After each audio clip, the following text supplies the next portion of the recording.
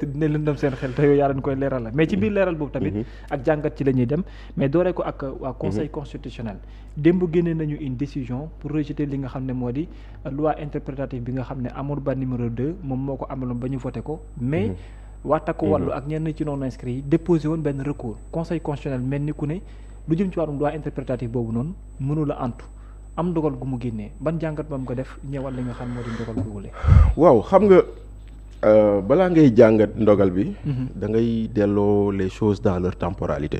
D'accord. bu njëkk bi moo di ni dañoo voté une loi waaw d'amnistie en 2024 waaw bu ñuy voté loi d'amnistie bi dafa am ñu ko porté woon mooy majorité bu fi nekkoon au pouvoir muy majorité Benno Bokk Yaakaar ñu porté ko ba ñu voté loi bi mu am une opposition qui avait refusé de la voter mooy ñi fi nekkoon opposition mooy groupe Pastef ak ñu àndaloon donc loolu mooy looy njëkk a wax nga ubbi fa benn parenthèse bu ndaw moo di ni toutes les lois à caractère politique yu fi amoon entre 2022 et 2024 Pastef daf ko attaqué conseil constitutionnel ba mu des loi d'amnistie. C'est vrai que boobu attaqué wuñu kon biñ ko voté. Voilà kon léegi pourquoi ils ne l'ont pas attaqué, c'est ça la grande question. Pourquoi? Ils ont négocié la loi. L'amnistie fait partie du protocole de Cap Manuel. Entre Macky et. Mais bien sûr.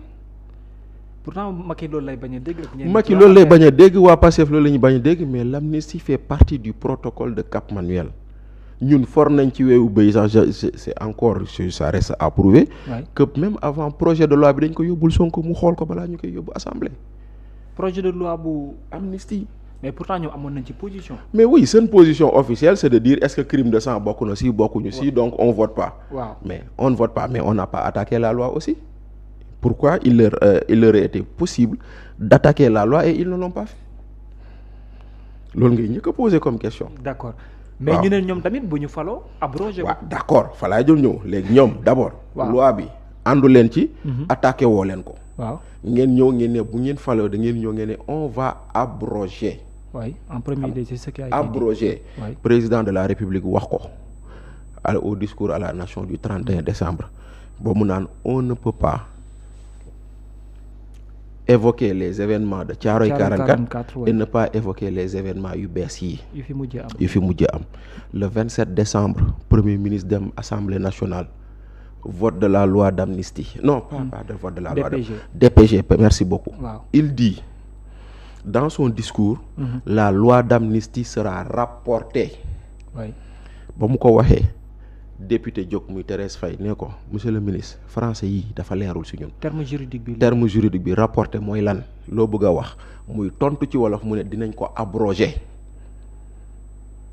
même bu jaree ñu wuy ji ñu wuy ji. même bu jaree ñu wuy ji ñu wuy ji. ñu teg ci ni muy defaat question d'actualité mu waxaat on va abroger la loi. bul fàtte ni assemblée campagne électorale. à Ziguinchor. mu ne buñ ñu joxee majorité écrasante l'une des premières actions que nous allons faire c'est abroger la loi xam nga kon boo tegee fee yooyu yëpp. nga ñëw tey. nga gis ni xëy na pour man. ce qui a dérangé ou chamboulé le planning de Pastef. C'est la proposition de loi de Thierno Alassane Sall. Thierno Alassane a introduit une proposition de loi d'abrogation. ñu rejeté ko ñoom ñu dugal loi interprétative bu Amadou Ba donc lii mooy historique cette affaire là.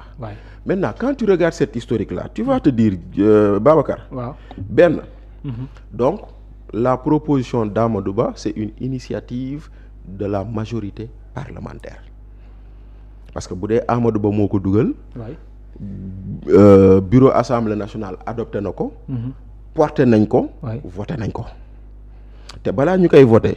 am na loo xam ne am na si moo di ni ñoom la proposition a été amendée. deux fois n'est-ce pas.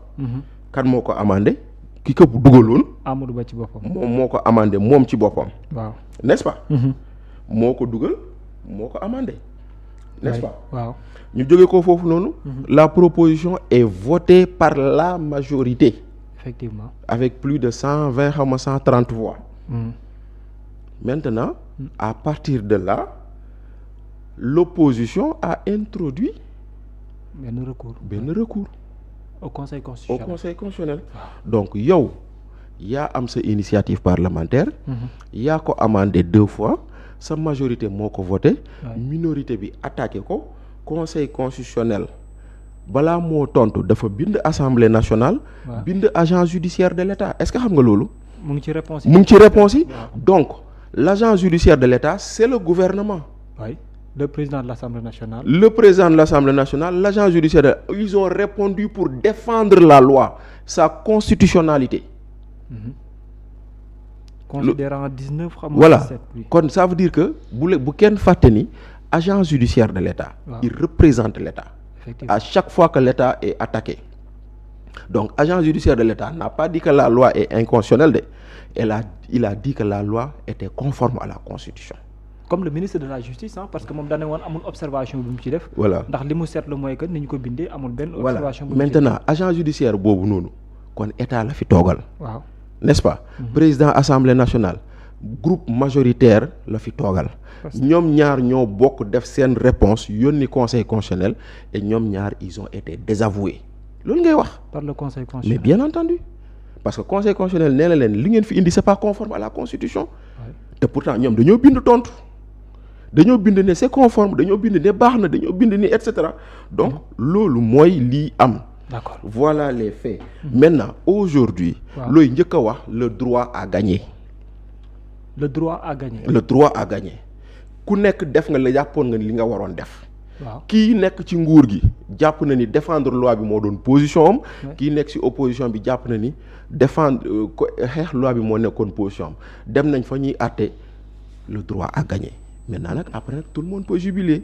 D'accord loolu nag moom mooy li ñuy woowee controverse sànq yaa ngi koy wax ci. mais man xam nga fee yi laa lay indi. xam nga lu ma la fi indi lii yëpp. waaw fee la. mais ñu bari ne problème gi ñu am mooy. conseil constitutionnel décision am ku ne yenu ko. mais est-ce que réellement c'est le cas. mais attends xam nga tey jii nii man li ma la wax yow yaa porté sa loi sa initiative la. sa majorité moo ko voté. waaw.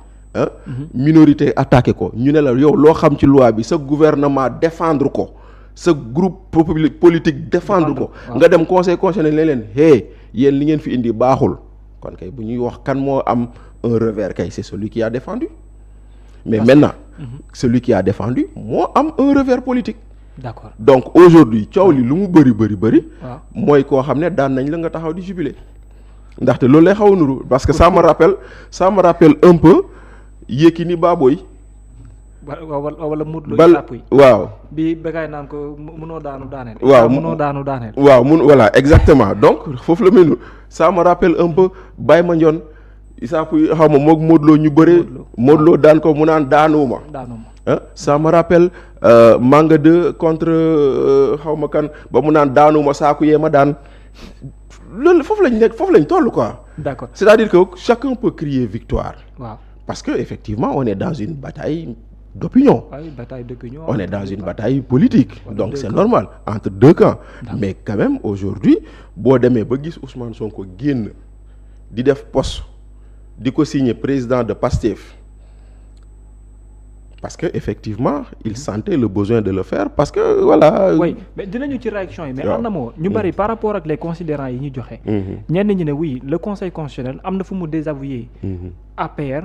disant que ni ne oui impunité warul mën a am na daan yoo xam ne ak ci convention yi ñu am mais ci benn côté tam mu ne Amadou Ba c'est pas possible waruñoo mën a sàng ñi muri ñële donc sanction faaw muy am ci dans deux sens yi. est-ce que yow tam même gis-gis boobu moom nga partage. Non xam nga déjà il faut dire que le conseil constitutionnel lenn la wax lu am solo.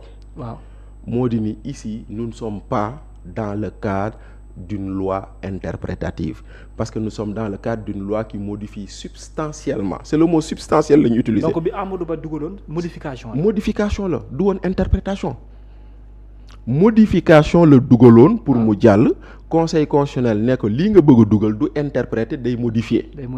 Donc si quelqu'un a perdu c'est lui ok. D'accord mais le conseil constitutionnel a interprété à la fin. waaw maa ngi ñëw maintenant.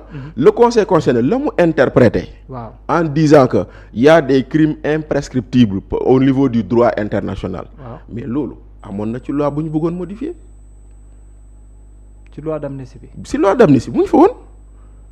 pourtant ñu bari dañ ne boobu buñ ko toppoon impunité day am. Non, tu sais la loi d'amnistie a été très claire. La loi d'amnistie votée. Wow. Elle était très claire parce que vraiment. Wow. Am na loo xam ne bon ku mu neex dégg lu la neex mais quand même loolu c'était quelque chose de très clair. À mon niveau parce que loolu dañ ko ci bind. D'accord. Maintenant malheureusement nag les gens on a voulu di ci wax loo xam ne lii nii kiiwul mais la loi d'amnistie bu ñu bindoon. Waaw dafa waxoon des faits criminels ou correctionnels. Donc le ou c'est pas exclusif, c'est l'un ou c'est l'autre. D'accord. Après boo xoolee ci article 2 bi l'amnistie ne préjudicie pas du droit des tiers. Loolu bind nañ ko ci loi boobu noonu. Waaw mooy maanaam Babacar Kébé bu jàppee ni moom dañ fa loru woon. ci événement yi bu ko neexee saisir justice. Mais la réponse d'Aïssata Tall Sall ça causait pas problème mooy est-ce que les crimes de sang en font partie et ils répondaient positivement. Bon xam nga effectivement ça pouvait embrouiller mais problème bi c'est pas ce que tu dis c'est ce que tu as dans la loi. D'accord loolu am solo. Donc c'est pas ce que la personne te dit mais xoolal lu ñu bind ci loi bi la loi était pour man était très claire. D'accord parce que la loi elle dit par exemple si tu regardes anam mu ngi nii voilà article premier. Waaw voilà dañoo ne attends voilà article premier dafa waxoon sont amnistiés de plein droit tous les faits susceptibles de revêtir la qualification d'infraction criminelle ou correctionnelle commis entre le 1er février et le 25 2024 1er et 25 février tant au Sénégal qu'à l'étranger se rapportant à des manifestations ou ayant une motivation politique y compris celles faites par tous les supports que les auteurs aient été jugés ou non. Loolu moo nekk article 1er. Article 2 il dit l'amnistie entraîne sans qu'elle ne puisse donner lieu à restitution la remise totale de toutes les peines accessoires et complémentaires ainsi que la disparition de toutes les déchéances. D'accord. Article 3 l'amnistie ne préjudicie pas du droit des tiers. Yow boo jàppee ni dañ la torturer et que tu arrives à le prouver tu vois mën nga porter plainte boo jàppee ni dañ la yàqal te da ngaa bëgg ku la defal réparation mën nga porter plainte boo jàppee ni loolu kon c'est-à-dire que lu ñu doon jéem a interpréter dafa nekkoon ci loi bi déjà que nous avons un droit qui interdit la prescription des actes de torture de crimes contre l'humanité mais Babacar la question à se poser mooy ce qui s'est passé entre 2021 et 2024 est-ce que c'était une guerre entre deux tribus ba ñu naan crime contre l'humanité la est-ce que c'était une guerre ethnique est-ce que c'était une guerre tribale est-ce que c'était une guerre religieuse ba ñu mën a dugg ci loolu noonu donc ça c'est-à-dire que mais par rapport à certains faits je pense que là où se trouvent des questions ñenn ñu décédé ñenn ñu doon torturé mais non ñenn ñu doon torturé ku ko wax ñenn ñu doon torturer ku ko wax c'est-à-dire que celui qui a été torturé il n'a qu'à amener les preuves de sa torture nga xool ndax gars yi duñ def enquête. Quand on voit l'affaire de Pape Abdoulaye Touré oui d'accord mais d'accord benn boobu noonu ñenn ñi wax dans les commissariats mais d'accord mais c'est-à-dire que aujourd'hui képp ku peut dire que moi j'ai été torturé dans un commissariat tu dois porter plainte mais tu dois porter plainte ça c'est vrai aussi donc c'est-à-dire que amul il s'agit pas de dire Pape Abdoulaye Touré wala diw nit ki mooy dem porter plainte indi les éléments qui attestent que loolu am na comme on dit en droit la preuve incombe à l'accusateur donc si tu dis que tu as été torturé da nga indi éléments yu wane ni tu as été torturé d'accord waaw man j'aime pas parler musuma nangu wax ci cas Pape Abdoulaye Touré mais indi ay photos c'est pas une preuve de torture de mais bon les vidéos yi doon génn aussi non waaw mais yan vidéo ñoo génn c'est-à-dire que loolu yëpp ku mu dal ku ne yaay demal sa bopp waaw kenn du la demal moom kenn du la demal je pense qu'il a déjà porté plainte oui j'espère que sa plainte sera étudiée j'espère que sa plainte nous permettra de savoir qui l'a fait et l'arrêter mais bu jàllee loolu kan lan moo fi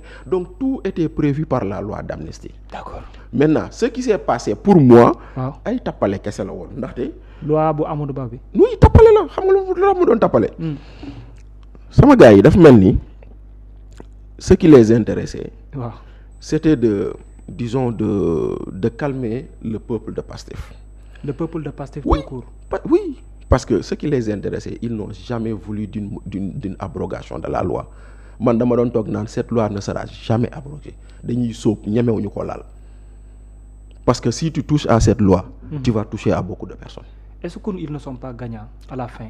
Ben oui, quelque part oui, politiquement ils sont gagnants parce que aujourd'hui quand tu vois le communiqué du groupe de Pastef qui dit le plan prend acte, mooy pour ñoom wax ji jeex na. ñoom ils diront à leurs militants ñun lu ñu leen diggoon def nañ ko, dañoo newoon dañuy modifier les bi et cetera ak yooyu noonu. Maintenant après ils se disent de notre côté non lu ñu bëggoon am nañ ko, conseil constitutionnel nee nañ les crimes de sang. Mais étions-nous dans une situation où on était dans des actes de torture pour dire que on essaie de le kii maintenant kay ñoom politiquement ils gagnent.